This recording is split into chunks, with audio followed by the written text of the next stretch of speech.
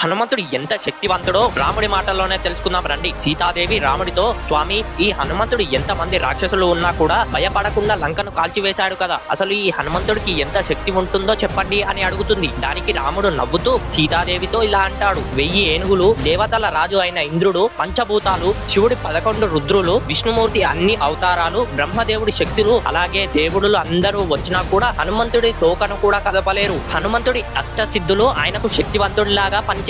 ఆ అష్టశక్తుల్లో మొదటి శక్తి పేరు అనిమ. ఈ శక్తితో హనుమంతుడు కంటికి కూడా కనపడనంత చిన్నగా మారిపోతాడు. రెండవది మహిమ. ఈ శక్తితో హనుమంతుడు పెద్దగా తన శరీరాన్ని మార్చుకోగలడు. మూడవది గరిమ. ఈ శక్తితో ఆయన శరీరాన్ని ఎవ్వరూ ఎత్తలేనంతగా భారీగా చేసుకోగలడు. నాలుగవది లగిమ. ఈ శక్తితో వెలుగు కన్నా వేగంగా హనుమంతుడు ప్రయాణించగలడు. ఐదవది ప్రాప్తి. ఈ శక్తితో హనుమంతుడు తలుచుకుంటే ఈ ముల్లోకాల్లో ఎక్కడికైనా వెళ్ళగలడు. ఆరవది ప్రాకమ్య. ఈ శక్తితో హనుమంతుడు అనుకున్న కోరికను నెరవేర్చుకోగలడు. ఏడవది వసిత్వ.